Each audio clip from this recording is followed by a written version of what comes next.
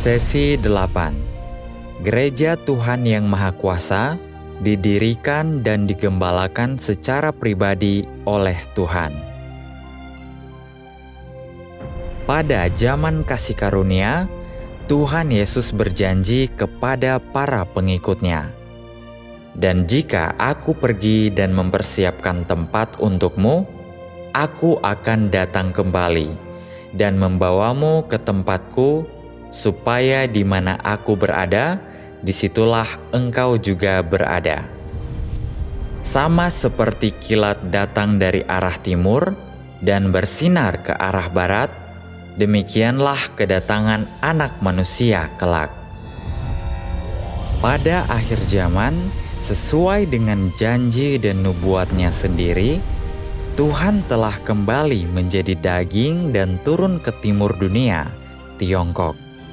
Dia melakukan pekerjaan penghakiman, hajaran, penaklukan, dan penyelamatan dengan menggunakan firman atas dasar pekerjaan penebusan Tuhan Yesus. Ini menggenapi nubuat-nubuat Alkitab. Penghakiman harus dimulai di rumah Tuhan. Barang siapa memiliki telinga, hendaklah dia mendengarkan apa yang diucapkan Roh kepada gereja-gereja. Pekerjaan Tuhan pada akhir zaman telah mengakhiri zaman kasih karunia dan mengantarkan zaman kerajaan. Seiring dengan cepatnya penyebaran Injil Kerajaan Tuhan Yang Maha Kuasa di Tiongkok daratan, Gereja Tuhan Yang Maha Kuasa pun lahir.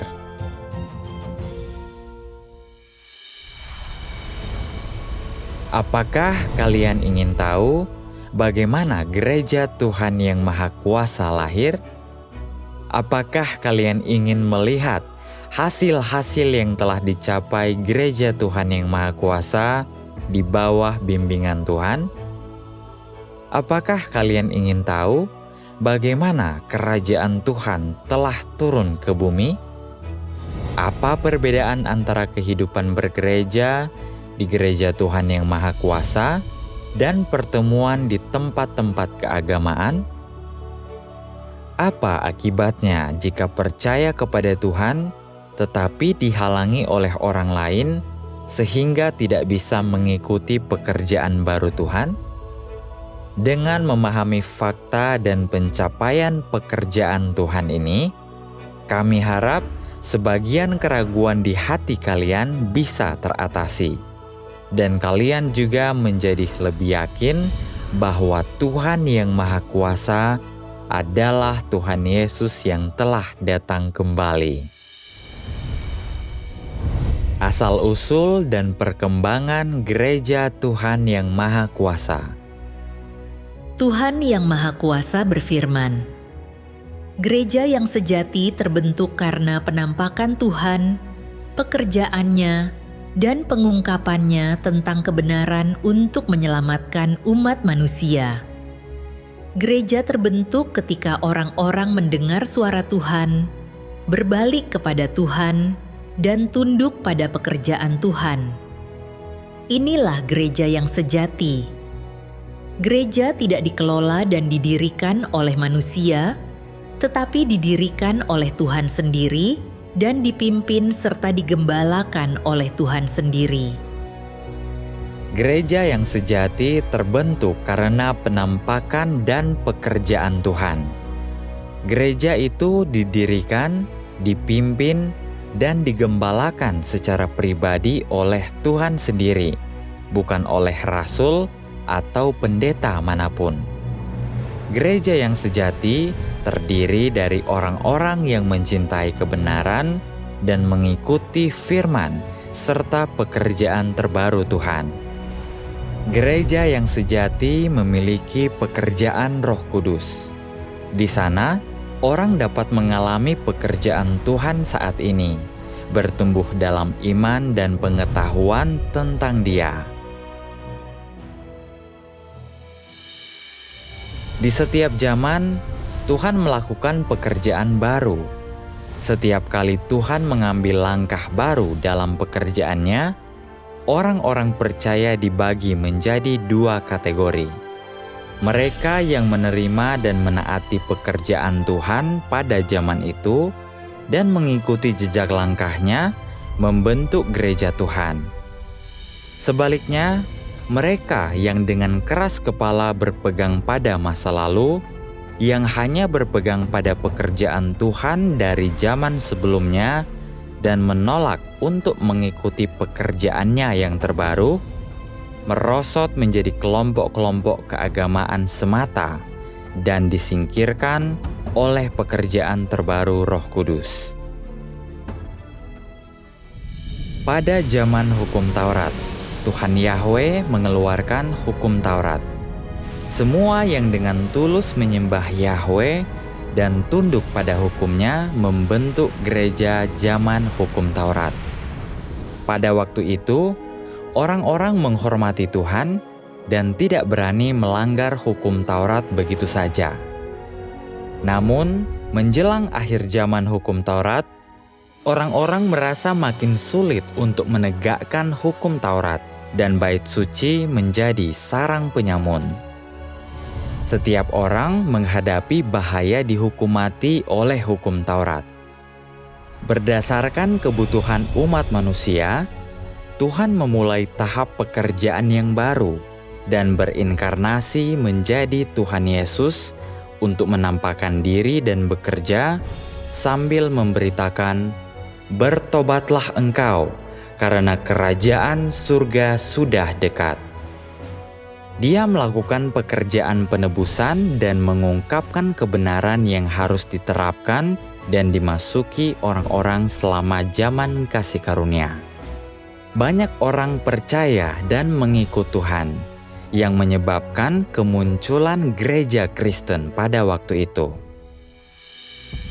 Sementara itu, mereka yang dengan keras kepala berpegang pada hukum Taurat dan menolak untuk mengikuti pekerjaan Tuhan Yesus, meskipun mereka masih membaca kitab suci dan berdoa di bait suci, mereka sekadar menjalankan ritual keagamaan. Mereka telah lama kehilangan pekerjaan Roh Kudus, merosot menjadi kelompok-kelompok keagamaan semata dan tertinggal jauh dari pekerjaan Roh Kudus.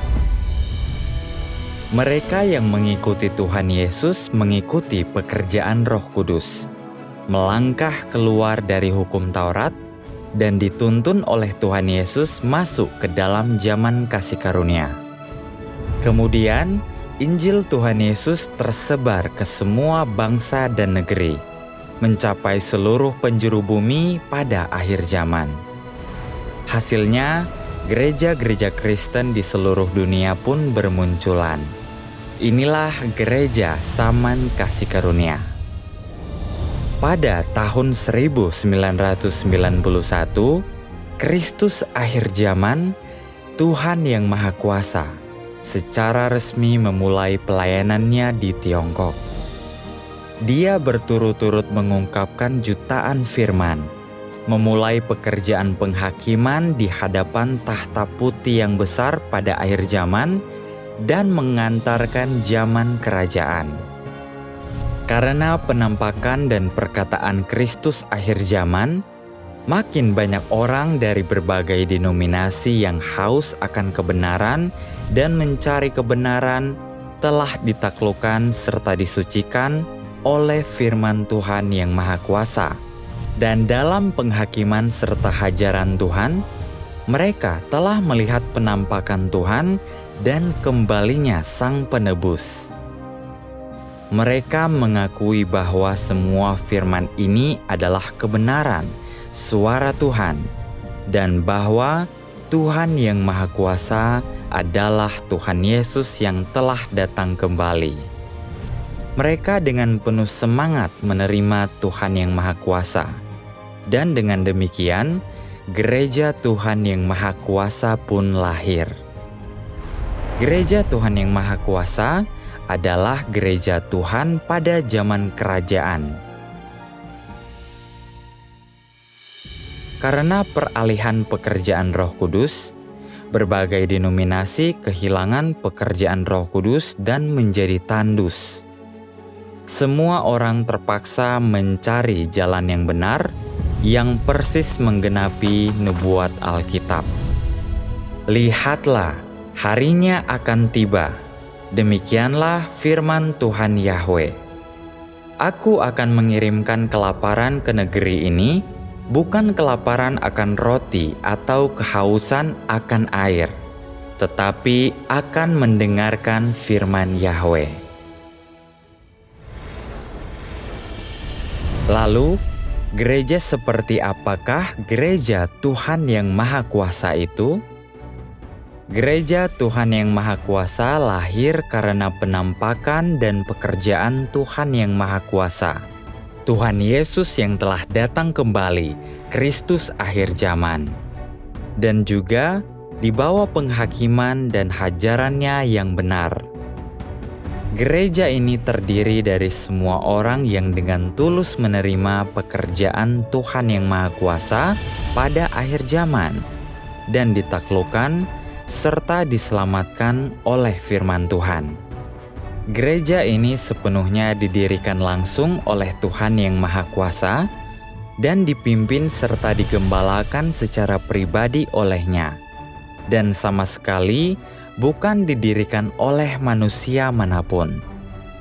Ini adalah fakta yang diakui oleh seluruh umat pilihan Tuhan di gereja Tuhan yang Maha Kuasa. Sama seperti pada zaman kasih karunia, gereja-gereja bukan didirikan oleh para rasul, melainkan merupakan hasil dari pekerjaan Tuhan Yesus dan didirikan oleh Tuhan Yesus sendiri. Mereka yang dipakai oleh Tuhan hanya bekerja sama dengan pekerjaannya dan tidak dapat menggantikan Tuhan melakukan pekerjaannya. Demikian pula, gereja Tuhan yang Maha Kuasa pada akhir zaman bukan didirikan oleh orang yang dipakai oleh Tuhan, melainkan merupakan hasil dari pekerjaan Tuhan yang Maha Kuasa. Karena penampakan dan pekerjaan Tuhan yang berinkarnasi, banyak orang percaya sejati kepada Tuhan di semua denominasi keagamaan akhirnya mendengar suara Tuhan. Mereka melihat bahwa Tuhan Yesus telah datang dan melakukan pekerjaan penghakiman pada akhir zaman. Mereka semua menegaskan bahwa Tuhan yang Maha Kuasa adalah Tuhan Yesus yang telah datang kembali, dan karena itu mereka menerima pekerjaannya pada akhir zaman. Oleh karena itu, umat pilihan Tuhan hanya percaya dan mengikut Tuhan yang Maha Kuasa, serta menerima dan menaati firman dan pekerjaannya. Ini adalah fakta yang tidak dapat disangkal oleh siapapun.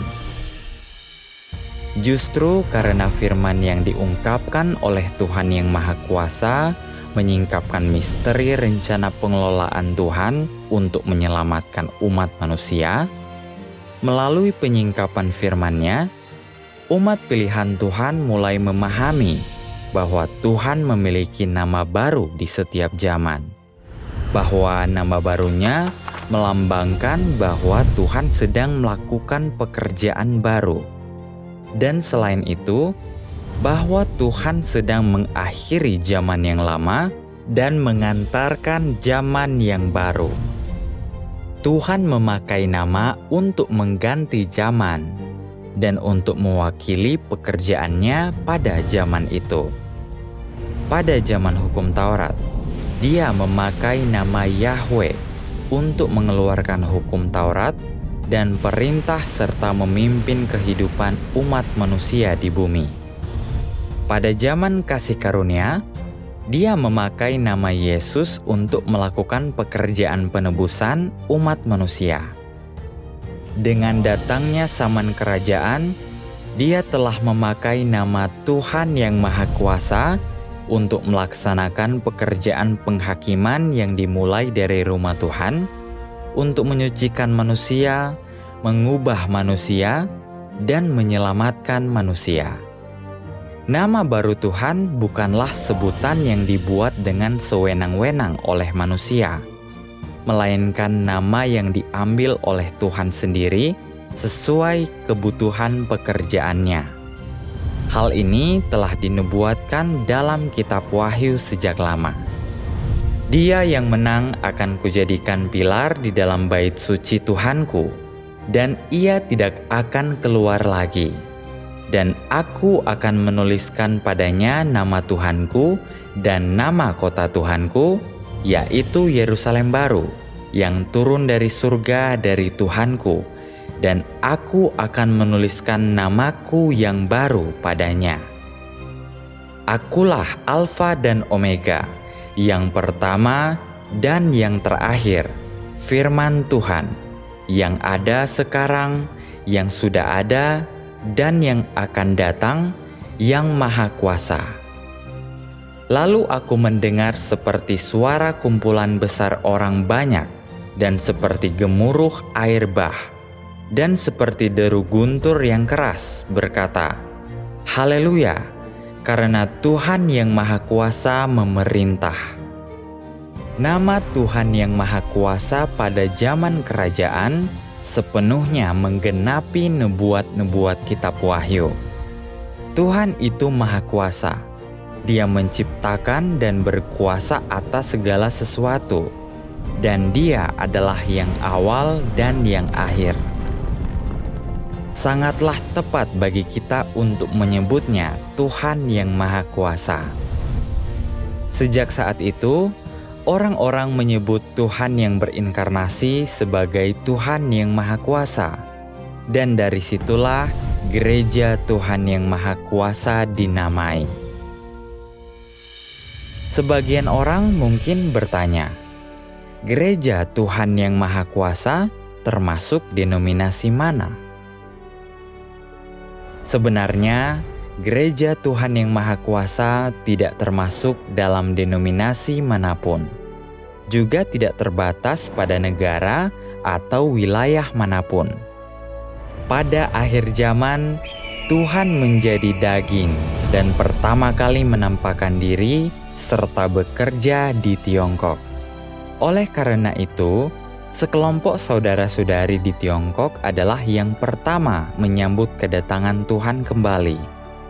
Namun, pekerjaan dan keselamatan ini bukan hanya untuk orang Tiongkok, melainkan untuk seluruh umat manusia.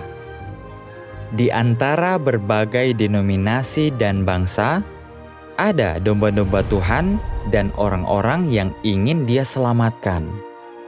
Ketika mereka mendengar suara Tuhan pada akhir zaman dan menyadari bahwa Tuhan Yesus telah datang kembali, mereka keluar dari denominasi mereka masing-masing dan datang ke hadapan tahta Tuhan yang Maha Kuasa. Hari ini, seiring dengan penyebaran pekerjaan Tuhan pada akhir zaman ke semua bangsa, Gereja Tuhan yang Maha Kuasa juga dengan cepat didirikan di seluruh dunia, seperti yang dinubuatkan Alkitab. Dan ada domba-domba lain milikku yang bukan dari kandang ini. Domba-domba itu pun harus kubawa, dan mereka akan mendengarkan suaraku, dan akan ada satu kawanan dengan satu gembala. Dan akan terjadi pada akhir zaman, bahwa gunung rumah Yahweh akan ditegakkan di puncak gunung-gunung, dan akan ditinggikan di atas bukit-bukit. Semua bangsa akan datang berbondong-bondong ke sana. Ini juga menggenapi firman Tuhan yang Maha Kuasa. Orang-orang ini telah datang bergabung dari seluruh dunia.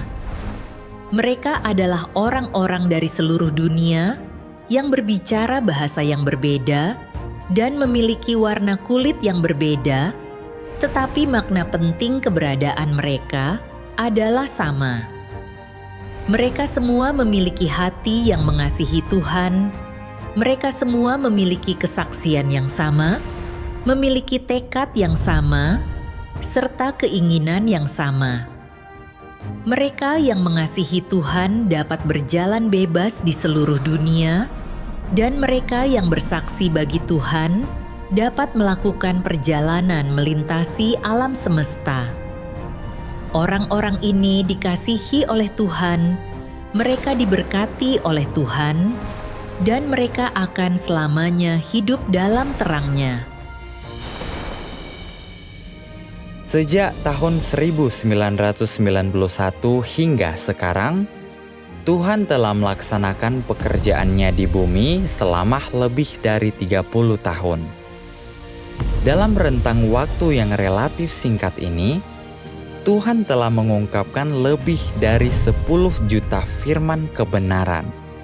Selain mengungkapkan kebenaran sepenuhnya, Tuhan yang Maha Kuasa juga telah melakukan hal-hal besar di bumi. Jadi, pencapaian apa saja yang telah diraih oleh Tuhan yang Maha Kuasa melalui firman-Nya? Tuhan telah membentuk sekelompok pemenang di Tiongkok. Tuhan yang Maha Kuasa berfirman, di banyak tempat, Tuhan telah bernubuat bahwa Dia akan mendapatkan sekelompok pemenang di tanah Sinim. Di belahan timur dunia itulah para pemenang akan didapatkan.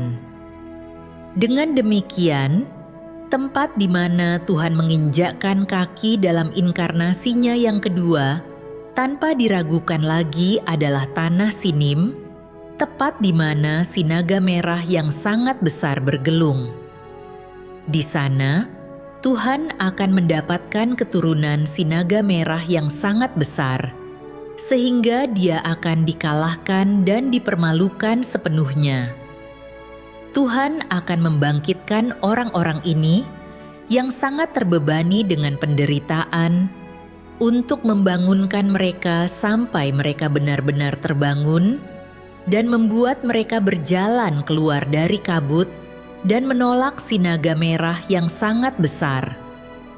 Mereka akan terbangun dari mimpi mereka, mengenali hakikat sinaga merah yang sangat besar, menjadi mampu memberikan segenap hati mereka kepada Tuhan, bangkit dari penindasan kekuatan kegelapan, berdiri di belahan timur dunia, dan menjadi bukti kemenangan Tuhan. Hanya dengan cara inilah Tuhan akan mendapatkan kemuliaan.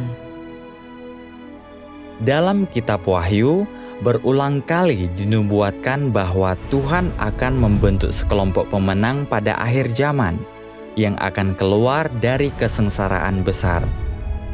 Oleh karena itu, pada akhir zaman, Tuhan yang Maha Kuasa telah menjadi daging di timur dunia, yaitu Tiongkok, sebuah negara yang paling menentang Tuhan. Sejak Tuhan yang Maha Kuasa memulai pekerjaannya di Tiongkok pada tahun 1991, pekerjaan Tuhan telah menghadapi kutukan dan penentangan dari dunia yang gelap dan jahat ini, serta menanggung banyak kesulitan. Umat pilihan Tuhan di Gereja Tuhan yang Maha Kuasa telah menghadapi penangkapan dan penganiayaan oleh rezim ateis Tiongkok, serta perlawanan dan kutukan dari kekuatan antikristus di dunia agamawi. Meskipun kekuatan iblis merajalela dan mereka bersatu untuk menentang pekerjaan Tuhan, semua upaya mereka sia-sia. Menurut statistik yang tidak lengkap, antara tahun 2012 dan 2024, 293 saudara-saudari ditangkap, dianiaya, dan menjadi martir oleh PKT. Hampir 480.000 orang ditangkap. Puluhan ribu orang terpaksa melarikan diri ke luar negeri. Di antara mereka yang ditangkap, tak terhitung banyaknya saudara-saudari yang menanggung siksaan, yang mengakibatkan cacat atau dampak kesehatan jangka panjang. Meskipun demikian, mereka tidak menyangkal nama Tuhan atau mengkhianati Tuhan. Setelah dibebaskan dari penjara, mereka terus melaksanakan tugas mereka, menyebarkan Injil dan memberi kesaksian bagi Tuhan di berbagai tempat. Hanya dalam waktu 1 dekade lebih sedikit, Injil Kerajaan telah menyebar ke seluruh Tiongkok daratan. Firman Tuhan yang Maha Kuasa dan namanya telah dikenal luas, dan jutaan orang telah datang di bawah nama Tuhan yang Maha Kuasa. Di dalam berbagai denominasi di seluruh Tiongkok daratan, semua yang mencari kebenaran dan dengan tulus mencari Tuhan telah kembali ke hadapan Tuhan yang Maha Kuasa. Mereka telah disadarkan dan ditaklukkan oleh kebenaran yang diungkapkan oleh Tuhan yang Maha Kuasa, dan telah mengalami penghakiman dan hajaran dari firman Tuhan yang Maha Kuasa, menyucikan sebagian watak rusak mereka, dan perlahan-lahan memiliki hati yang takut, taat, dan mengasihi Tuhan. Mereka adalah sekelompok pemenang yang dibentuk oleh Tuhan yang Maha Kuasa di Tiongkok. Sekelompok orang yang sehati sepikir dengan Tuhan, yang tanpa lelah menyebarkan Injil Kerajaan. Umat pilihan Gereja Tuhan yang Maha Kuasa adalah sekelompok pemenang yang dibentuk oleh Tuhan di Tiongkok. Mereka secara sukarela dan sepenuh hati meninggalkan segalanya untuk mendedikasikan pikiran dan tubuh mereka demi penyebaran Injil Kerajaan Tuhan. Banyak saudara-saudari telah meninggalkan pernikahan, pendidikan, keluarga, dan bahkan karir yang menjanjikan. Ada banyak sekali saudara-saudari yang dengan rela meninggalkan keluarga dan pekerjaan mereka, mengabdikan diri sepenuhnya untuk Tuhan. Bahkan banyak anak muda telah bergabung dalam barisan untuk menyebarkan Injil Kerajaan dan melaksanakan tugas mereka dengan baik. Mereka tidak punya keluhan dan tidak punya penyesalan, mendedikasikan masa muda mereka, tahun-tahun terbaik dalam hidup mereka, dan seumur hidup mereka untuk Tuhan. Mereka berusaha untuk memenuhi tanggung jawab sebagai makhluk ciptaan untuk memuaskan Sang Pencipta dan menjalani kehidupan yang bermakna. Fakta-fakta ini tepat menggenapi nubuat-nubuat dalam Kitab Wahyu. Ini adalah orang-orang yang telah berhasil keluar dari kesengsaraan yang hebat, dan mereka telah membasuh pakaian mereka serta menjadikannya putih dalam darah Anak Domba. Mereka adalah orang-orang yang mengikuti Anak Domba kemanapun dia pergi. Mereka ditebus dari antara manusia sebagai buah sulung bagi Tuhan dan Anak Domba.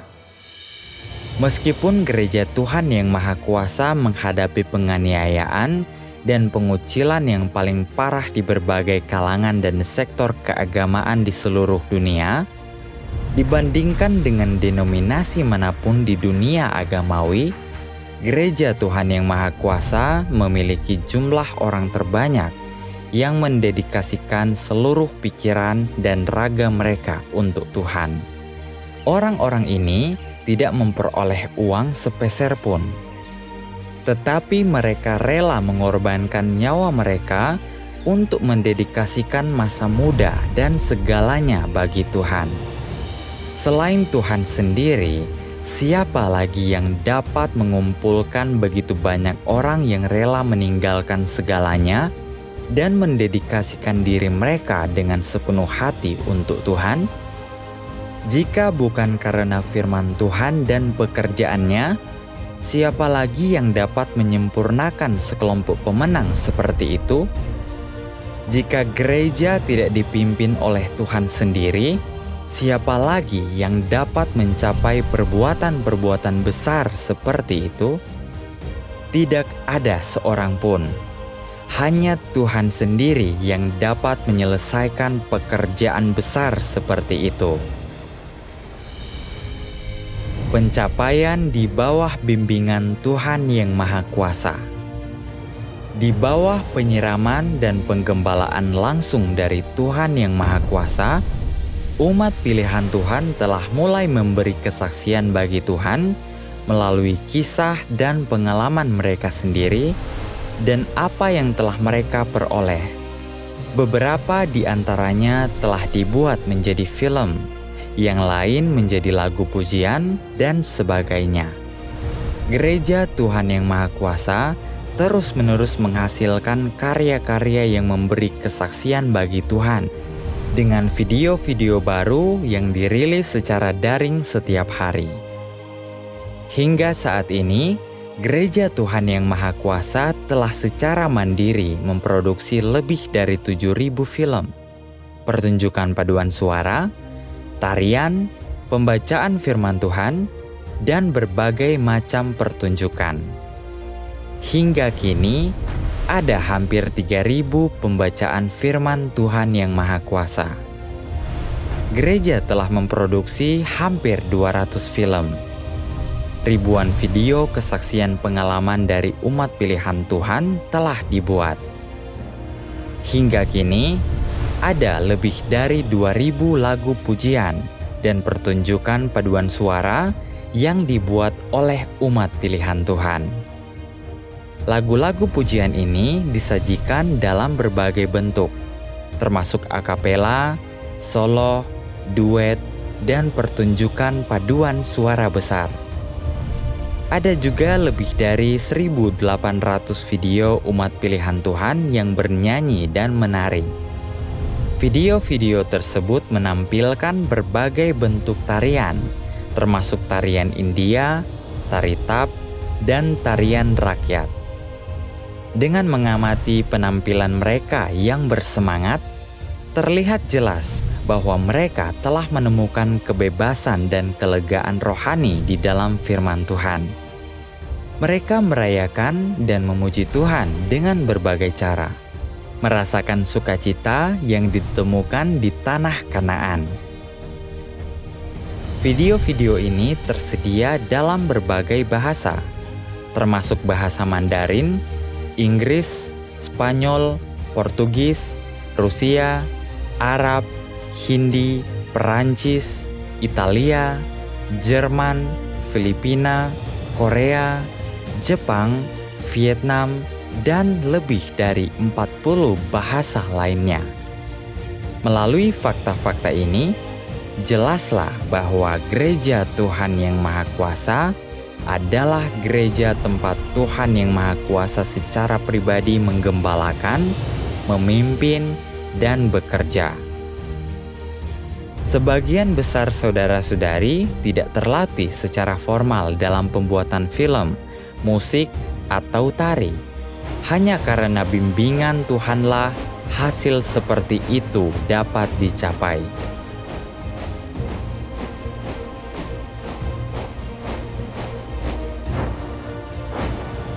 Bukankah ini justru kemahakuasaan Tuhan?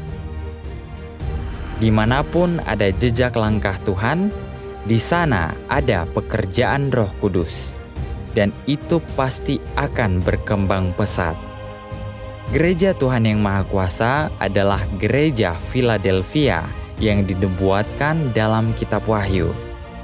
Hanya di gereja Tuhan yang Maha Kuasa, Tuhan secara pribadi menggembalakan dan memimpin umatnya, senantiasa menyediakan firman-Nya. Hanya orang-orang Kristen dari gereja Tuhan yang Maha Kuasa yang menunjukkan kesatuan dan keharmonisan seperti itu, dengan rela meninggalkan segalanya untuk memberi kesaksian bagi Tuhan. Apa yang dibuktikan oleh pencapaian-pencapaian ini? Pekerjaan besar Tuhan telah rampung. Kerajaan Tuhan telah muncul di bumi. Penyebaran Injil Kerajaan. Kebenaran yang diungkapkan oleh Tuhan Yang Maha Kuasa bagaikan cahaya terang, telah menyebar dengan cepat dari timur ke barat, menimbulkan sensasi di seluruh dunia. Setelah menyadari bahwa firman Tuhan Yang Maha Kuasa adalah kebenaran dan suara Tuhan, orang-orang dari berbagai latar belakang agama yang mencintai kebenaran dengan tegas meninggalkan denominasi mereka dan dengan penuh semangat menerima Tuhan Yang Maha Kuasa kembali ke hadapan tahta Tuhan. Ini menggenapi firman Tuhan Yesus. Domba-dombaku mendengarkan suaraku, dan aku mengenal mereka, dan mereka mengikut aku. Mulai tahun 1995, umat pilihan Tuhan Yang Maha Kuasa mulai menyebarkan Injil Kerajaan pada akhir zaman. Hanya dalam waktu 10 tahun, jutaan orang di Tiongkok telah menerima pekerjaan akhir zaman Tuhan Yang Maha Kuasa. Sejak tahun 2012, hanya dalam waktu 10 tahun lebih, Gereja Tuhan Yang Maha Kuasa telah bermunculan dengan pesat di seluruh dunia. Umat pilihan Tuhan telah menyebarkan Injilnya ke lebih dari 100 negara di Asia, Eropa, Amerika, Afrika, dan Oseania. Injil Kerajaan menyebar setiap detik setiap hari, dan orang-orang dari semua bangsa menyelidiki serta menerima pekerjaan akhir zaman Tuhan Yang Maha Kuasa. Di berbagai negara, umat pilihan Gereja Tuhan Yang Maha Kuasa setiap hari mendalami firman Tuhan saat ini. Setiap kali membaca, hati mereka menjadi makin terang. Dengan dipelihara dan dibimbing oleh firman Tuhan, mereka memahami banyak kebenaran dan bertumbuh dalam iman mereka. Di berbagai negara, banyak saudara-saudari baru yang belum lama ini menerima pekerjaan akhir zaman Tuhan juga ikut berupaya membagikan Injil Kerajaan. Mereka melakukan yang terbaik untuk menyebarkan Injil Kerajaan Tuhan dan memberi kesaksian bagi nama Tuhan Yang Maha Kuasa di negara mereka sendiri dan di antara bangsa mereka sendiri. Di bawah bimbingan Roh Kudus, makin banyak orang yang percaya dengan tulus kepada Tuhan menerima Injil akhir zaman Tuhan setiap hari. Penyebaran dan perluasan Injil Kerajaan tak terbendung, bagai gelombang dahsyat. Firman Tuhan akan memimpin seluruh umat manusia, menggenapi segalanya.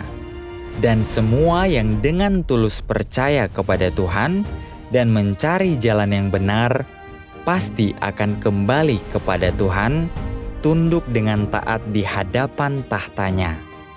Seluruh umat manusia akan mengetahui bahwa Tuhan telah datang.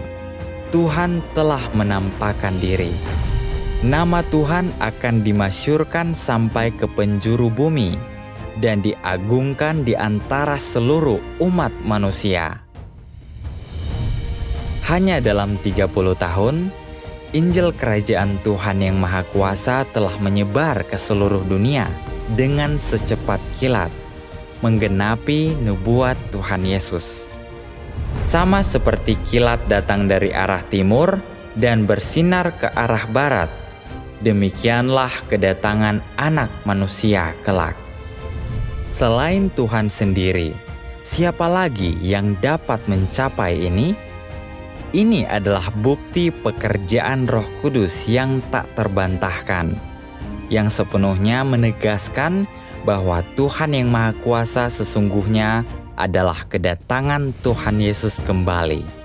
Tidak ada seorang pun yang dapat menyangkal ini.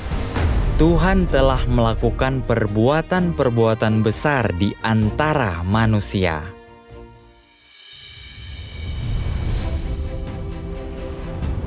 Kerajaan Kristus telah turun ke bumi.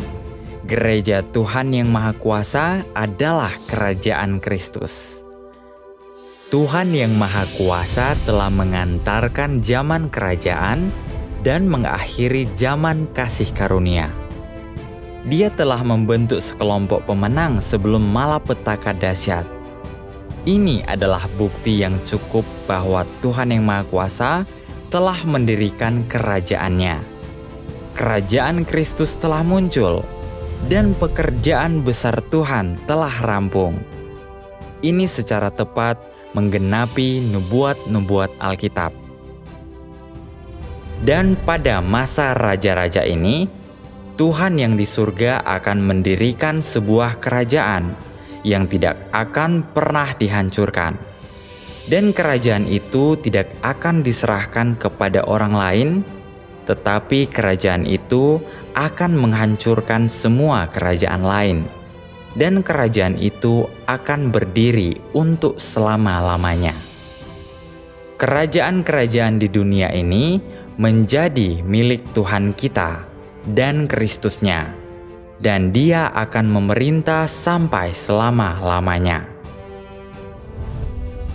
Dan pada masa raja-raja ini, mengacu pada akhir zaman, yaitu ketika dunia lama saat ini belum dihancurkan dan raja-raja dari semua bangsa masih berkuasa. Tuhan yang di surga akan mendirikan sebuah kerajaan, mengacu pada Tuhan yang menjadi daging di bumi untuk melaksanakan pekerjaan penghakiman dan penyucian. Dan melalui pekerjaan ini, Dia mendirikan kerajaannya. Setelah disucikan, diselamatkan, dan disempurnakan oleh Kristus, sekelompok orang telah mendapatkan kebenaran sebagai hidup mereka, dan iblis serta roh-roh jahat tidak dapat lagi merusak mereka. Oleh karena itu, kerajaan ini tidak akan pernah dihancurkan, dan juga tidak akan diserahkan kepada orang lain. Mereka yang disucikan dan disempurnakan adalah warga kerajaan Tuhan, dan kumpulan orang-orang ini adalah kerajaan Kristus. Oleh karena itu, Gereja Tuhan Yang Maha Kuasa adalah cikal bakal kerajaan Kristus. Mari kita baca beberapa bagian firman Tuhan Yang Maha Kuasa. Tuhan Yang Maha Kuasa berfirman, "Kerajaan sedang meluas di tengah umat manusia, sedang terbentuk di tengah umat manusia, sedang tegak berdiri di tengah umat manusia. Tidak ada kekuatan yang dapat menghancurkan kerajaanku. Sekarang ini, aku sedang berjalan di antara umatku, dan aku tinggal di tengah-tengah mereka. Sekarang ini, mereka yang benar-benar mengasihiku, orang-orang semacam itu diberkati. Diberkatilah mereka yang tunduk kepadaku, mereka pasti akan tinggal di kerajaanku. Diberkatilah mereka yang mengenalku, mereka pasti akan memegang kekuasaan dalam kerajaanku. Diberkatilah mereka yang mengejarku, mereka pasti akan lepas dari belenggu iblis dan menikmati berkat-berkatku. Diberkatilah mereka yang mampu memberontak terhadap dirinya sendiri, mereka pasti akan dimiliki olehku dan mewarisi kelimpahan kerajaanku. Mereka yang menyibukkan diri bagiku akan kuingat, mereka yang mengorbankan diri bagiku akan kuterima, dan kepada mereka yang mempersembahkan kepadaku, aku akan memberikan mereka hal-hal untuk mereka nikmati. Mereka yang menikmati firman-Ku akan kuberkati. Mereka pasti akan menjadi soko guru yang menopang bubungan di kerajaan-Ku. Mereka pasti akan menikmati kelimpahan yang tiada taranya di rumah-Ku, dan tak seorang pun yang dapat menandingi mereka. Ketika setiap negara dan setiap umat pilihanku kembali ke hadapan takhtaku, aku akan langsung menganugerahkan seluruh kelimpahan surgawi kepada dunia manusia, sehingga berkat aku, dunia itu akan penuh dengan kelimpahan yang tak tertandingi. Sementara dunia yang lama masih ada, aku akan melontarkan murkaku kepada setiap negara dan menetapkan ketetapan administratif yang diumumkan kepada seluruh alam semesta, dan siapapun yang melanggarnya akan dihajar. Ketika aku berfirman kepada seluruh alam semesta, semua orang mendengar suaraku, yang berarti semua orang melihat semua perbuatan yang telah kulaksanakan di seluruh alam semesta. Mereka yang melawan maksud-maksudku, yang berarti mereka yang melawanku dengan menggunakan perbuatan manusia, akan tumbang di tengah hajaranku. Aku akan memperbarui sangat banyak bintang di langit. Berkat aku, matahari dan bulan akan diperbarui, langit tidak akan lagi seperti sebelumnya, dan segala sesuatu di bumi akan diperbarui. Semua ini akan terlaksana karena firman-Ku. Semua negara di seluruh dunia akan dibagi ulang dan digantikan oleh kerajaan-Ku, sehingga negara-negara di muka bumi akan lenyap selamanya, dan hanya akan ada kerajaan yang menyembah Aku. Semua negara di bumi akan dihancurkan dan tidak akan ada lagi. Mengenai manusia di dunia, semua orang yang berasal dari setan akan dimusnahkan. Semua orang yang menyembah iblis akan ditumbangkan di tengah apiku yang menyala-nyala.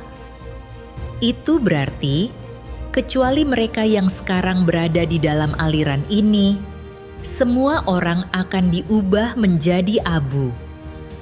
Ketika aku menghajar setiap orang, komunitas keagamaan, hingga taraf berbeda, akan kembali ke kerajaanku dan ditaklukkan melalui perbuatanku, karena mereka telah melihat bahwa Yang Maha Kudus yang berada di atas awan putih telah datang. Semua orang akan dipilah sesuai jenis mereka, dan akan menerima berbagai hajaran yang sepadan dengan perbuatan mereka. Semua orang yang telah menentang Aku akan binasa, dan mereka yang perbuatannya di bumi tidak melibatkan Aku, karena cara mereka berperilaku, mereka akan terus berada di bumi di bawah pemerintahan anak-anakku dan umatku. Aku akan menampakkan diri kepada semua negara dan semua orang, dan aku akan mengungkapkan suaraku sendiri di bumi, menyatakan selesainya pekerjaan besarku, memungkinkan semua orang menyaksikan hal ini dengan mata kepala mereka sendiri. Sekarang, setelah malapetaka dahsyat dimulai, Tuhan telah membentuk sekelompok pemenang, dan pekerjaannya yang besar telah rampung. Ini berarti bahwa pekerjaan Tuhan untuk menyelamatkan umat manusia akan segera berakhir. Oleh karena itu, jika kita ingin menerima keselamatan dari Tuhan, satu-satunya jalan adalah dengan segera menerima pekerjaan Tuhan yang Maha Kuasa. Hanya dengan begitu, kita akan memiliki kesempatan untuk disucikan dan diselamatkan oleh Tuhan, masuk ke dalam kerajaan, menjadi umat Tuhan, dan mewarisi janji-janji Tuhan. Namun, mereka yang tidak menyelidiki atau menerima pekerjaan Tuhan yang Maha Kuasa akan sepenuhnya kehilangan kesempatan untuk diselamatkan dan masuk ke dalam kerajaan. Mereka akan tetap berada di luar kerajaan Tuhan, dan semuanya akan jatuh ke dalam malapetaka dahsyat untuk sepenuhnya dikutuk dan benar-benar dibinasakan. seperti yang dinyatakan dalam ketetapan administratif Kerajaan Tuhan Yang Maha Kuasa. Kecuali mereka yang sekarang berada di dalam aliran ini, semua orang akan diubah menjadi abu. Perbedaan antara kehidupan bergereja di gereja Tuhan Yang Maha Kuasa dan pertemuan di tempat-tempat keagamaan. Ada yang berkata, "Aku membaca Alkitab dan berdoa setiap hari, dan aku punya gerejaku sendiri. Tidak masalah apakah aku menghadiri persekutuan daring gereja Tuhan Yang Maha Kuasa atau tidak.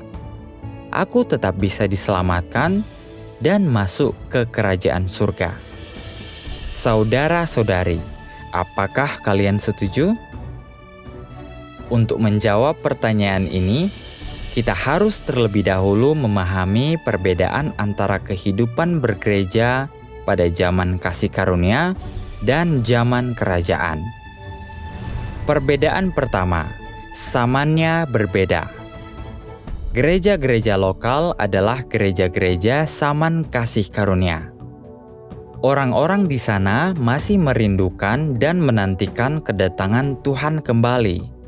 Mereka tetap berada di zaman kasih karunia. Gereja Tuhan Yang Maha Kuasa adalah gereja zaman kerajaan. Gereja ini lahir karena kedatangan Tuhan kembali pada akhir zaman dan pekerjaannya yang baru. Umat pilihan Tuhan di gereja Tuhan Yang Maha Kuasa telah menyambut Tuhan dan sedang menghadiri perjamuan kawin anak domba. Mereka telah dibawa masuk ke dalam zaman kerajaan oleh pekerjaan baru Tuhan Yang Maha Kuasa. Perbedaan kedua, firman yang kita fokuskan berbeda. Gereja-gereja zaman kasih karunia terutama membaca Alkitab, yang merupakan firman yang diucapkan oleh Tuhan di masa lalu. Oleh karena itu, mereka hanya mengetahui pekerjaan Tuhan pada zaman hukum Taurat dan zaman kasih karunia, beserta beberapa tokoh dan peristiwa sejarah. Tetapi mereka tidak memahami kehendak Tuhan atau watak yang Dia perlihatkan selama zaman-zaman itu. Sebaliknya, gereja Tuhan Yang Maha Kuasa pada zaman kerajaan terutama membaca firman Tuhan saat ini. Firman menampakkan diri dalam rupa manusia. Dengan membaca firman Tuhan Yang Maha Kuasa, umat pilihan Tuhan mulai memahami tujuan rencana pengelolaan Tuhan, makna dan tujuan dari 3 tahap pekerjaannya untuk menyelamatkan umat manusia, misteri inkarnasi Tuhan, kisah di balik Alkitab, dan bagaimana iblis merusak umat manusia. Mereka juga telah belajar bagaimana Tuhan menyelamatkan umat manusia dan bagaimana Dia melakukan pekerjaan penghakimannya untuk menyucikan dan menyelamatkan manusia. Tuhan Yang Maha Kuasa juga menyingkapkan bagaimana Dia menentukan kesudahan dan tempat tujuan dari semua jenis orang. Misalnya, siapa yang akan diselamatkan, siapa yang akan mendapatkan tempat tujuan yang indah, siapa yang akan masuk ke kerajaan Tuhan, siapa yang akan dihukum, bagaimana Tuhan mengakhiri zaman, bagaimana kerajaan Kristus akan terwujud di bumi, dan masih banyak lagi. Ini semua adalah firman yang belum pernah Tuhan ucapkan pada zaman hukum Taurat atau zaman kasih karunia. Tuhan telah menyingkapkan semuanya pada akhir zaman, seperti yang difirmankan Tuhan Yang Maha Kuasa. Engkau semua memahami misteriku di surga lebih banyak daripada Yesaya dan Yohanes. Engkau semua mengetahui keindahan dan kehormatanku lebih daripada semua orang kudus di zaman sebelumnya. Apa yang telah engkau semua terima, bukan hanya kebenaranku, jalanku, dan hidupku, melainkan juga penglihatan dan pewahyuan yang lebih hebat daripada penglihatan dan pewahyuan Yohanes. Engkau semua memahami jauh lebih banyak misteri dan juga telah melihat wajah asliku. Engkau semua telah menerima lebih banyak penghakimanku dan mengetahui lebih banyak tentang watak benarku. Jadi, meskipun engkau semua dilahirkan pada akhir zaman, apa yang kau pahami adalah hal-hal sebelumnya dan di masa yang lampau, dan engkau juga telah mengalami hal-hal dari zaman sekarang, dan semua ini dilakukan olehku secara pribadi. Ketiga, kesaksian pengalaman yang berbeda. Gereja-gereja zaman kasih karunia terutama telah membahas tentang mengasihi sesama seperti mengasihi diri sendiri, serta bersikap sabar dan tabah. Ini bertujuan untuk menuntun orang agar mengaku dosa dan bertobat, sehingga mencapai perilaku yang baik. Ini hanyalah tuntutan paling dasar yang Tuhan Yesus berikan kepada orang-orang di zaman kasih karunia berdasarkan tingkat pertumbuhan mereka pada saat itu. Namun, orang hanya mengenali dosa-dosa perilaku yang jelas ini. Mereka tidak memahami watak rusak mereka sendiri atau akar penyebab dosa mereka. Seperti mengapa orang berbohong atau mengapa mereka membenci orang lain. Masalah berbuat dosa dan menentang Tuhan tetap tidak terselesaikan, dan esensi rusak manusia juga belum terselesaikan. Jadi, bahkan setelah menerapkan selama 2000 tahun, tidak ada seorang pun yang benar-benar lolos dari belenggu dosa dan mencapai penyucian. Sebagian besar kesaksian pengalaman dari zaman kasih karunia berfokus pada menikmati kasih karunia Tuhan setelah dosa-dosa diampuni. Misalnya, ketika orang menghadapi kesulitan seperti penyakit atau kemiskinan, mereka berdoa kepada Tuhan, dan Dia membukakan jalan bagi mereka. Ini adalah kesaksian-kesaksian tentang menikmati kasih karunia Tuhan. Namun, ketika kesulitan atau kemalangan menimpa, sebagian orang masih bisa mengeluh tentang Tuhan, menyangkalnya, dan bahkan mengkhianatinya kapan saja dan di mana saja. Dalam kehidupan bergereja di zaman kerajaan, semua orang terutama membahas bagaimana mereka mengalami pekerjaan penghakiman Tuhan pada akhir zaman untuk mencapai penyucian dan perubahan. Pada akhir zaman, firman Tuhan secara langsung menghakimi kerusakan umat manusia, memungkinkan orang untuk mengenali esensi rusak mereka. Kita mulai memahami akar penyebab dosa-dosa kita, mulai melihat watak benar Tuhan, memiliki hati yang takut akan Tuhan, mencapai pertobatan sejati, menjauhi kejahatan, dan mencapai perubahan dalam watak hidup kita. Inilah artinya diselamatkan oleh Tuhan. Bahkan ketika dihadapkan pada kesengsaraan dan pemurnian, mereka yang memberi kesaksian seperti itu tidak memiliki keluhan terhadap Tuhan dan dapat menaati penataan dan pengaturan Tuhan. Ini adalah kesaksian yang lebih tinggi dan lebih nyata daripada sekedar menerima kasih karunia Tuhan pada zaman kasih karunia. Ini adalah hal-hal yang tidak dapat dicapai hanya dengan membaca Alkitab, berpuasa, atau beribadah di gereja. Oleh karena itu, kesaksian-kesaksian dari gereja Tuhan yang Maha Kuasa pada zaman kerajaan adalah kesaksian tentang orang-orang yang melepaskan diri dari pengaruh iblis dan mengubah watak mereka.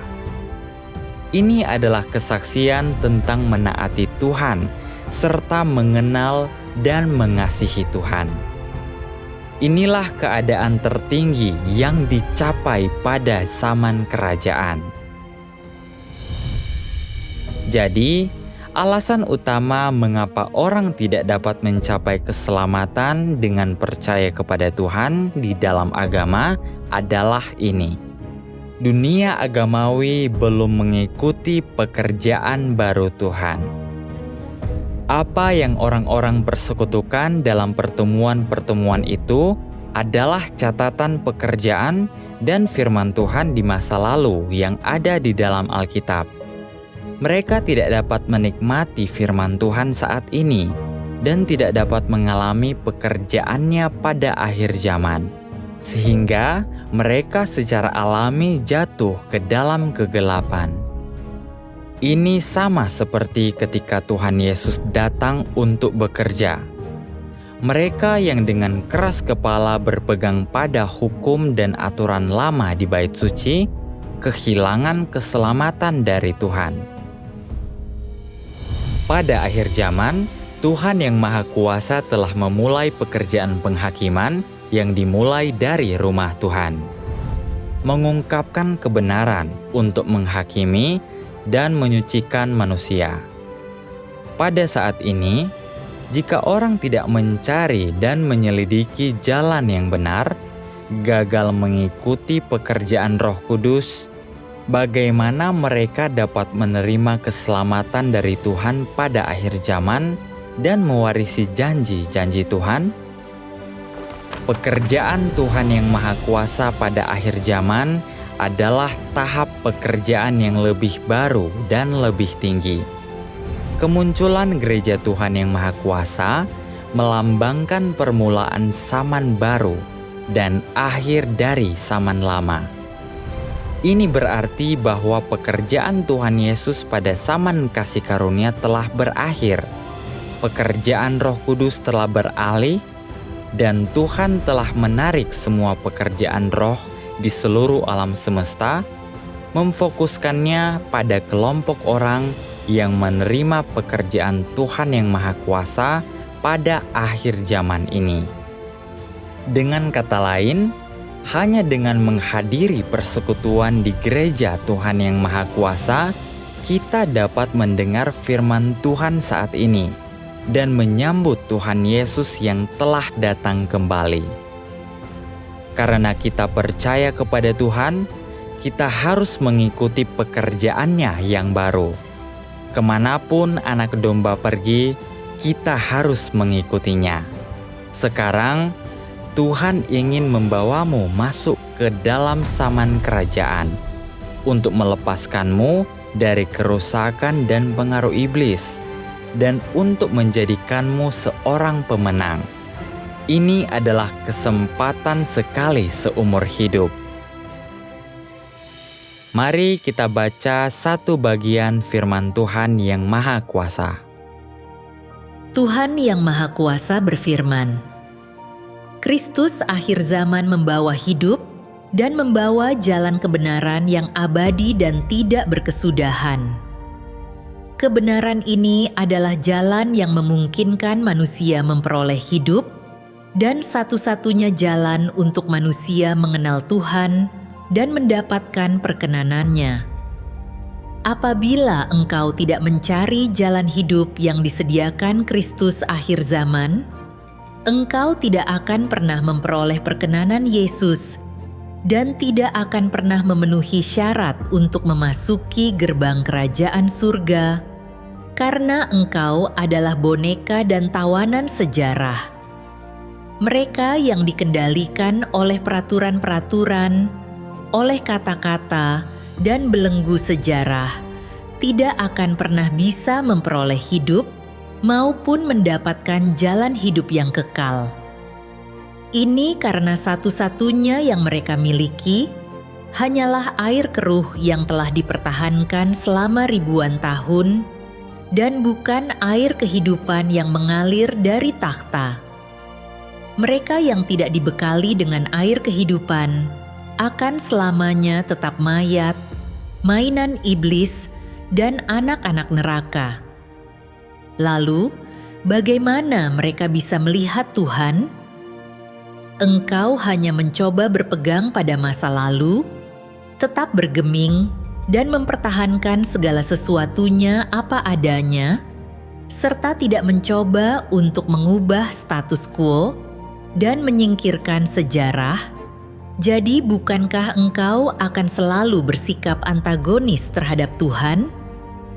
Langkah-langkah pekerjaan Tuhan sangat luas dan dahsyat, seperti ombak yang bergelora dan guruh yang menderu.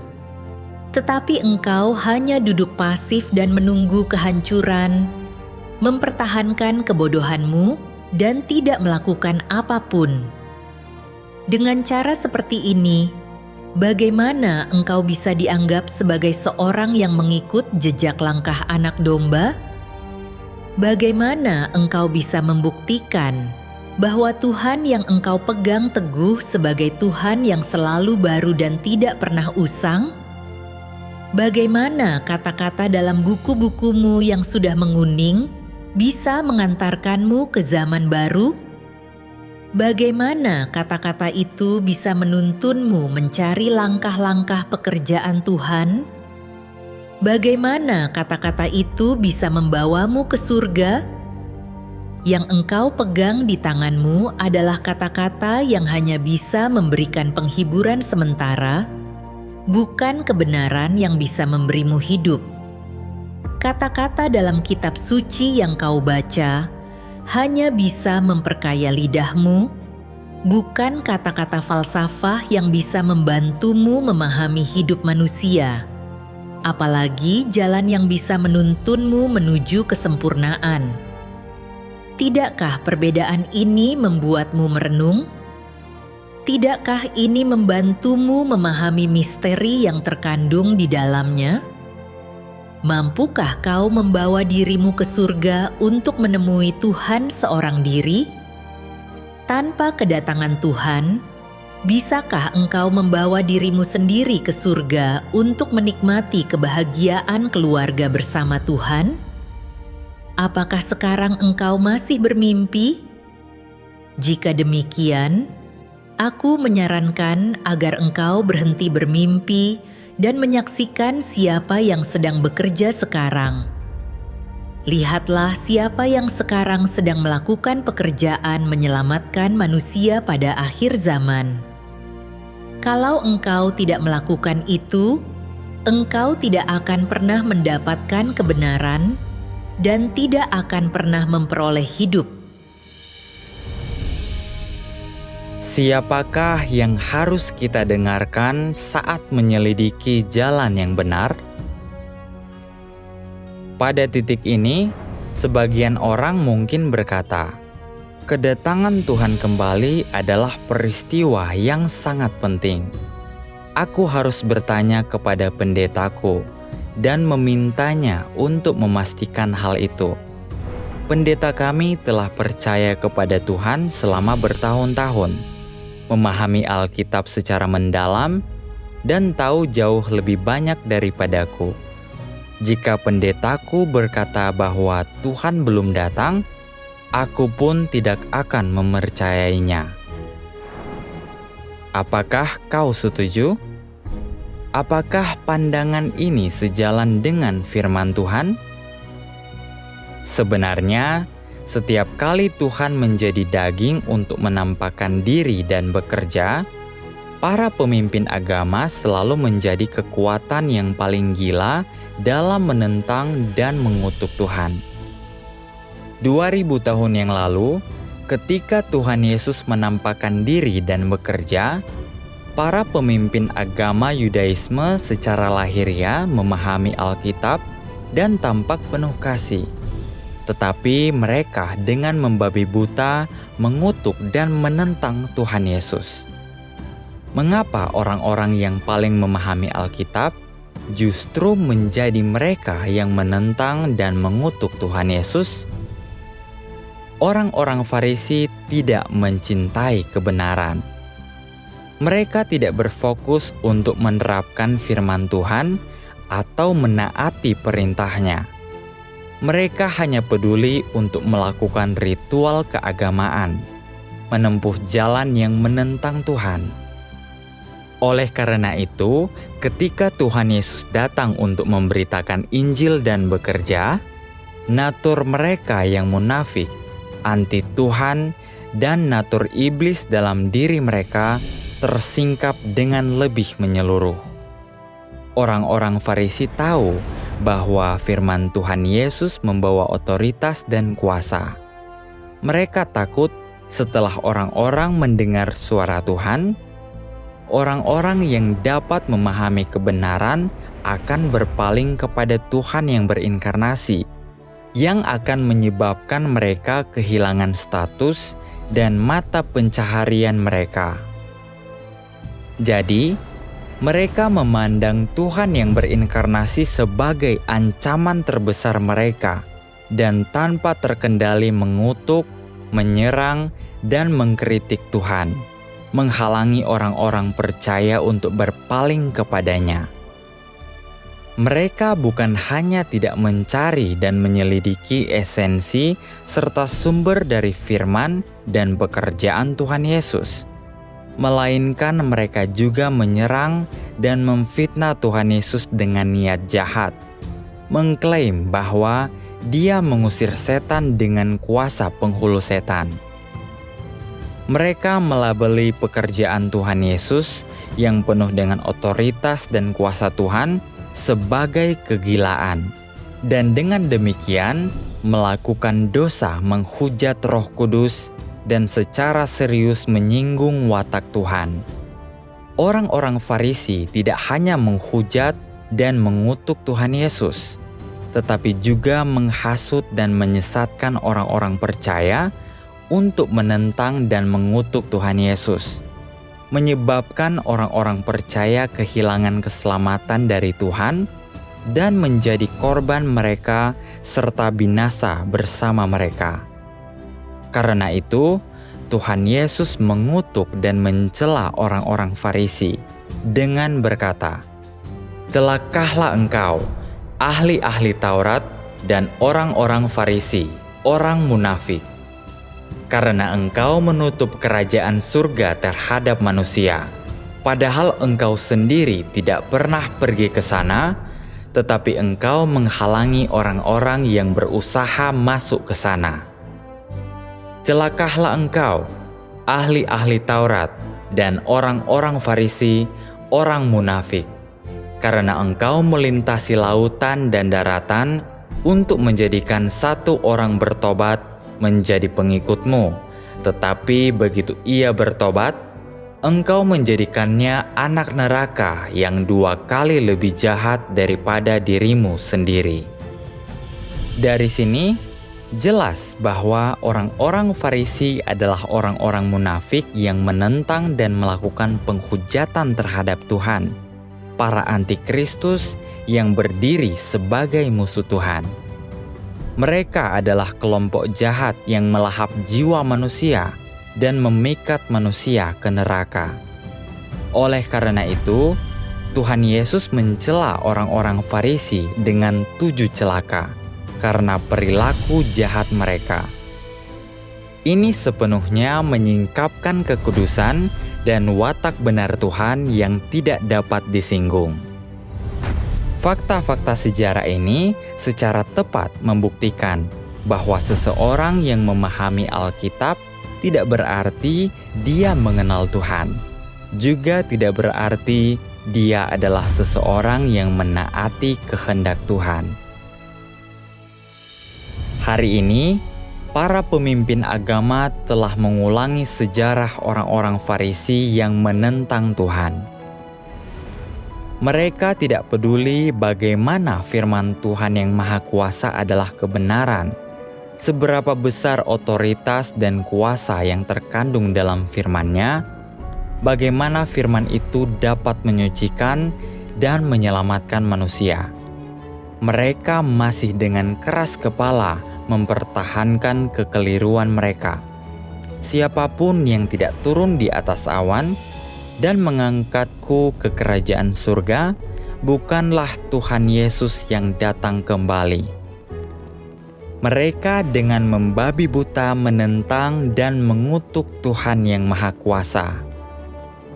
Para pendeta dan penatua tidak segan-segan menentang dan mengutuk Tuhan yang Maha Kuasa, semua dalam upaya untuk mengekang umat dan menstabilkan posisi serta mata pencaharian mereka.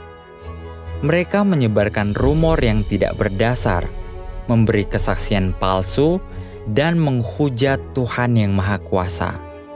Mereka menutup gereja dan dengan keras melarang orang-orang percaya untuk mempelajari pekerjaan Tuhan yang Maha Kuasa pada akhir zaman.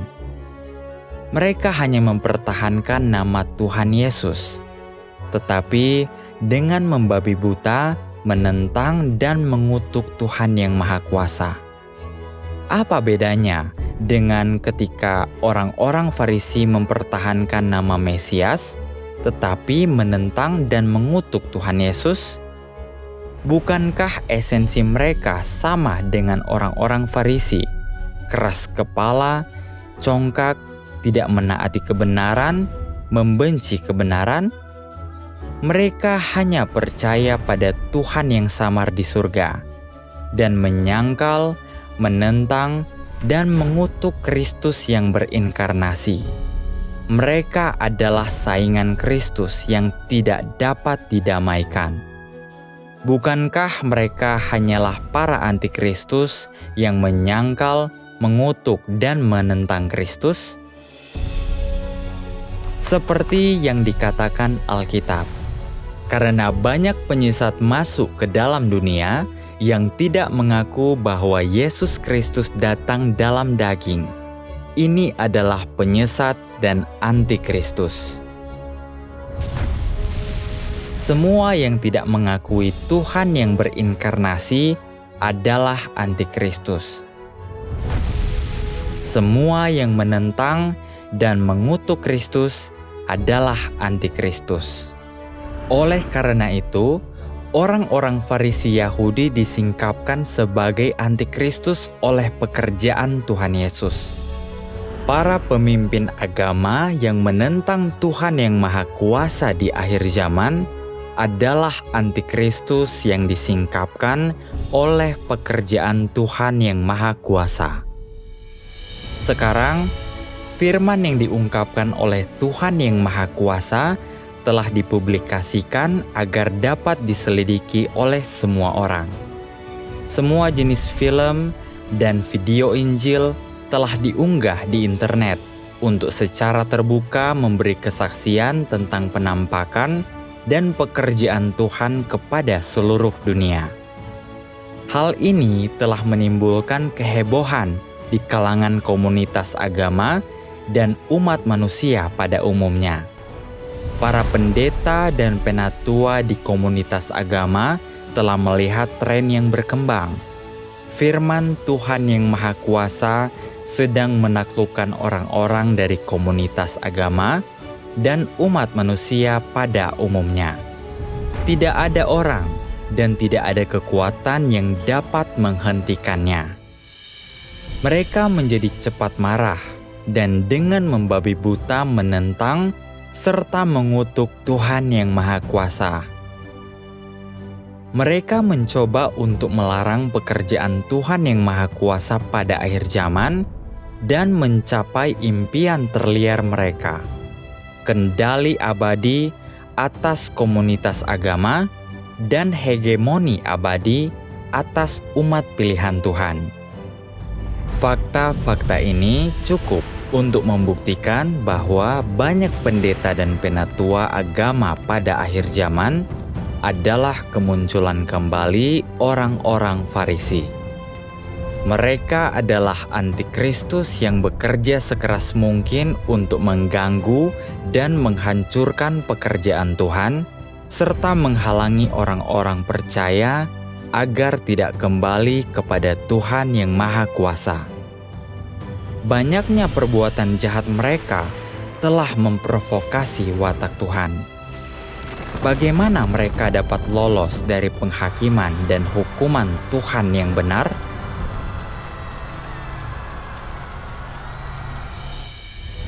Jadi, bagaimana seharusnya kita menempuh jalan ini? Kita semua ingin menjadi gadis-gadis bijaksana, tetapi di manakah letak hikmat mereka? Tidak peduli bagaimana dunia memfitnah pekerjaan Tuhan, atau bagaimana dunia agamawi mengkritiknya, setelah membaca firman Tuhan, mereka dapat memahami bahwa ini suara Tuhan. Inilah kebenaran, sesuatu yang tidak dapat diungkapkan oleh siapapun. Jadi, mereka menerima jalan yang benar tanpa ragu-ragu dan menyambut Tuhan. Oleh karena itu, ketika menyelidiki perkara kedatangan Tuhan kembali, kita harus memikirkannya dengan seksama dan melihat apakah yang telah kita bagikan selaras dengan Alkitab dan dengan kebenaran. Menyambut Tuhan adalah perkara terpenting dalam hidup kita. Kita harus memiliki penilaian kita sendiri dan memeriksa segala sesuatunya secara pribadi. Kita harus berdoa kepada Tuhan dan belajar mengenali suaranya.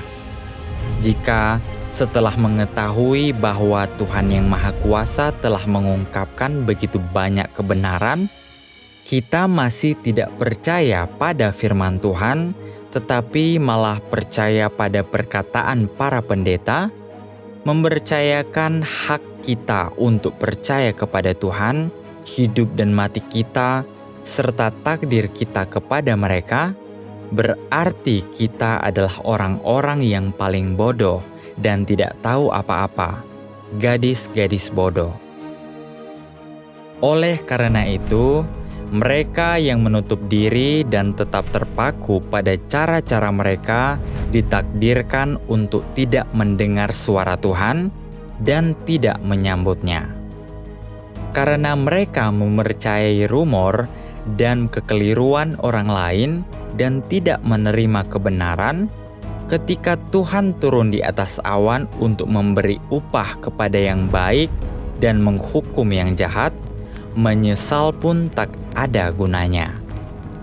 Mereka hanya bisa menyalahkan kebodohan dan ketidaktahuan mereka sendiri.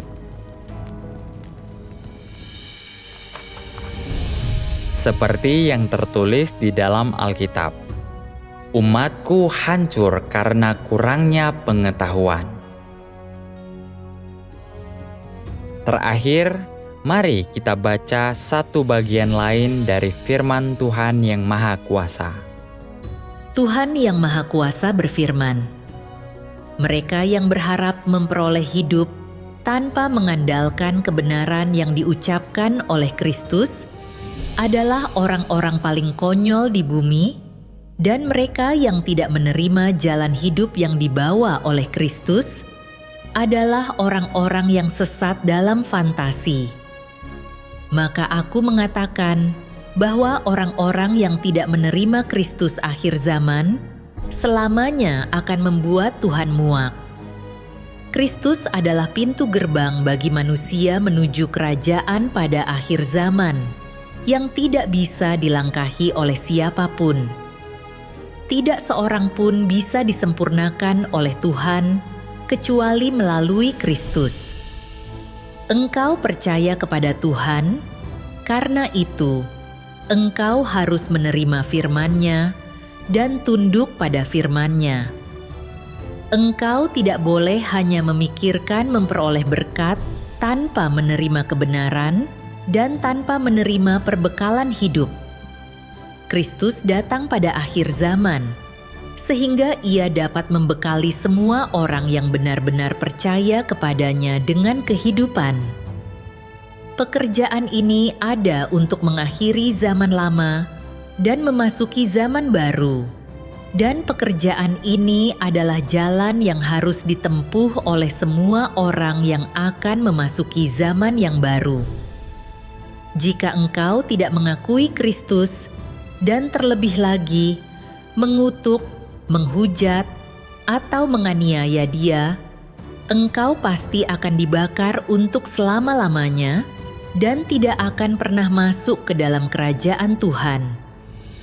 Ini karena Kristus ini sendiri adalah pengungkapan Roh Kudus, pengungkapan Tuhan, Dia yang telah Tuhan percayakan untuk melakukan pekerjaannya di bumi. Dan karena itu kukatakan bahwa jika engkau tidak bisa menerima segala hal yang dilakukan oleh Kristus akhir zaman, itu berarti engkau menghujat Roh Kudus. Hukuman setimpal bagi mereka yang menghujat Roh Kudus sangat jelas bagi semua orang. Aku juga memberitahumu hal ini. Jika engkau menentang Kristus akhir zaman, jika engkau menolak Kristus akhir zaman, tidak ada seorang pun yang dapat menanggung akibatnya bagimu. Selain itu, sejak saat itu dan seterusnya, engkau tidak akan memiliki kesempatan lain untuk memperoleh perkenanan Tuhan. Sekalipun engkau ingin menebus dirimu, engkau tidak akan dapat lagi melihat wajah Tuhan.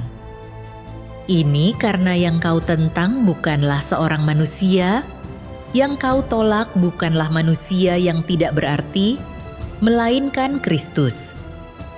Tahukah engkau apa akibatnya jika melakukan hal ini? Engkau bukan sedang melakukan kesalahan kecil, tetapi melakukan dosa yang mengerikan. Dan karena itu, aku menasihati setiap orang untuk tidak memperlihatkan taringmu dan mengacungkan cakarmu, atau melontarkan kritik yang gegabah di hadapan kebenaran, karena hanya kebenaran yang dapat membawakan hidup bagimu, dan tidak ada hal lain selain kebenaran yang dapat memungkinkanmu untuk dilahirkan kembali dan melihat lagi wajah Tuhan.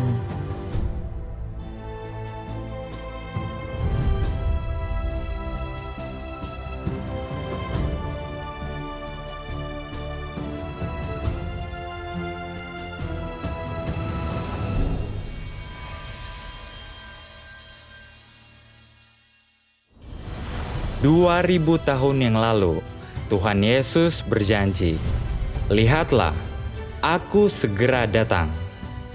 Dia juga bernubuat, karena bangsa akan bangkit melawan bangsa dan kerajaan melawan kerajaan, dan akan ada kelaparan, wabah, dan gempa bumi di berbagai tempat.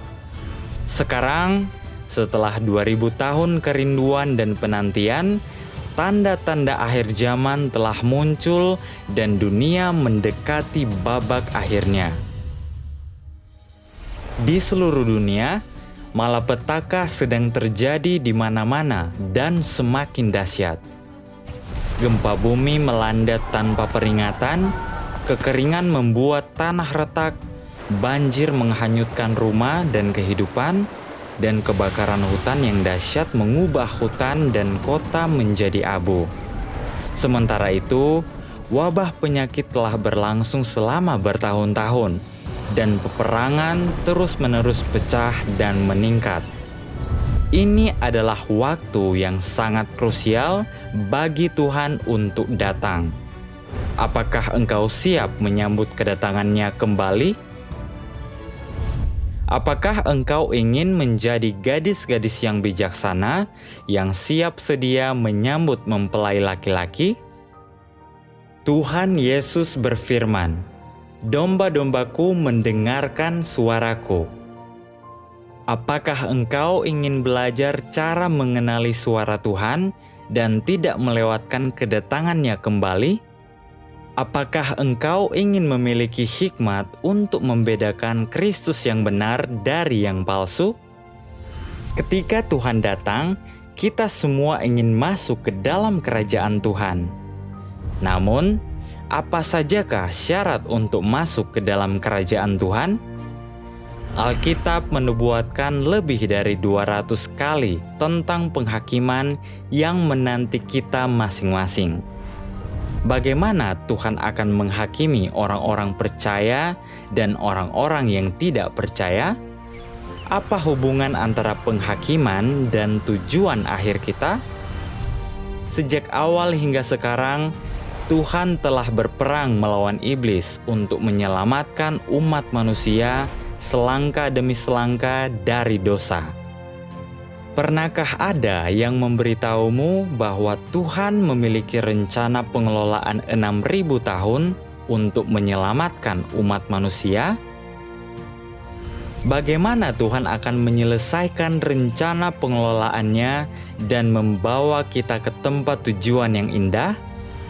Ini bukan sekedar pelajaran Alkitab biasa. Di sini, kami akan mengungkapkan semua misteri yang belum pernah engkau dengar sebelumnya. Di sini, engkau akan belajar lebih banyak kebenaran daripada yang pernah diajarkan di gereja. Di sini, engkau akan menemukan perlindungan selama malapetaka besar. Di sini, engkau akan mengetahui bagaimana Tuhan akan mewujudkan kerajaannya di bumi. Hari Tuhan sudah dekat. Di saat-saat seperti ini, keraguan bisa berakibat fatal. Tidak ada yang menyangka bahwa kemarin adalah hari terakhir mereka. Sungguh menyedihkan melihat banyak orang yang memiliki rencana untuk hari esok yang tidak pernah terwujud. Tak terhitung banyaknya orang yang telah kehilangan nyawa sebelum mereka sempat mencari kebenaran. Bagi kita yang masih memiliki hari ini, masih ada kesempatan untuk mendengar suara Tuhan. Kita tidak tahu apa yang akan terjadi esok, tetapi Tuhan tahu. Dan Dia memberimu jalan keluar, sebuah jalan menuju kehidupan, menuju kedamaian, dan menuju kerajaannya. Datanglah selagi masih ada waktu. Pelajaran Alkitab gratis kami diadakan online setiap hari pada pukul 19.30 waktu Indonesia Barat, 20.30 waktu Indonesia Tengah, 21.30 waktu Indonesia Timur. Tersedia di semua platform online, termasuk Facebook Messenger, WhatsApp, Google Meet, dan lain-lain. Atau hubungi kami di 62813 2496 9600 untuk mengetahui lebih detail.